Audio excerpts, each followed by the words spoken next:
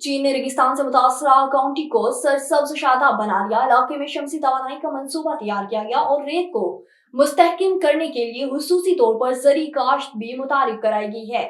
मज़ीद तफसीलात बीजिंग से शाहिद अफराज खान की इस रिपोर्ट में।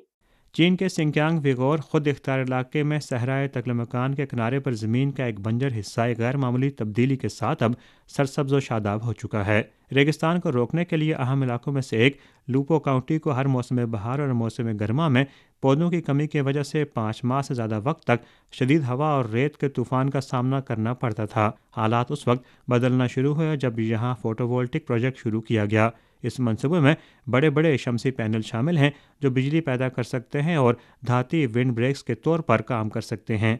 ये पैनल हवा की रफ्तार को कम करते हैं, जिसके नतीजे में आसपास के गांवों और शहरों में उड़ने वाली रेत की मिकदार कम हो जाती है। मंसूबे में रेत को मुस्तहकम करने के लिए खुसूसी तौर पर ज़री काश्त मुतारिफ भी कराई गई है।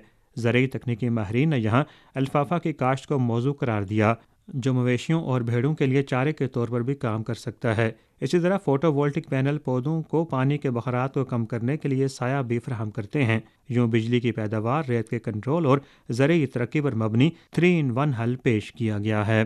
चीन ने रेगिस्तान से मुतासरा इलाकों को सरसब्ज और शादाब बनाते हुए मुकामी इलाकों की और मुकामी लोगों की समाजी बहबूद को भी उम्दगी से आगे बढ़ाया है। Shahid Afraz Khan, A1 TV, Beijing. अमेरिकी सदर जो बाइडेन और फ्रांसीसी सदर एमानुएल मैक्रोन के दरमियान टेलीफोनिक राब्ता हुआ। आलमी मीडिया के मुताबिक अमेरिकी और फ्रांसीसी सदर के दरमियान यूक्रेन में पैदा होने वाली संगीन सूरत हाल पर तबादला ख्याल किया गया। दोनों रहनुमाओं के दरमियान यूक्रेन में रूस के खिलाफ मिलकर चलने पर इत्तफाक हुआ। व्हाइट हाउस के मुताबिक दोनों रहनुमाओं के दरमियान मशरिकी वस्ता में जारी कशीदगी पर भी इजहार ख्याल किया गया। गजा और लिबनान में जंगबंदी पर भी गौर किया गया। और इस्राएली वज़ीर आज़म नेतन्याहू ने बैनुल-अक़वामी फौजदारी अदालत को इंसानियत का दुश्मन करार दे दिया। मीडिया रिपोर्ट के मुताबिक फ्रांसीसी वज़ीर आज़म बेंयामीन नेतन्याहू ने बावर कराया है कि इसराइल उनकी गिरफ्तारी के वारंट से मुतल्लिक बैनुल-अक़वामी फौजदारी अदालत का फैसला हरगिज़ तस्लीम नहीं करेगा। नेतन्याहू ने इसे स्याह दिन करार देते हुए इल्जाम आयद कर दिया कि बैनुल-अक़वामी अदालत इंसानियत की दुश्मन बन चुकी है।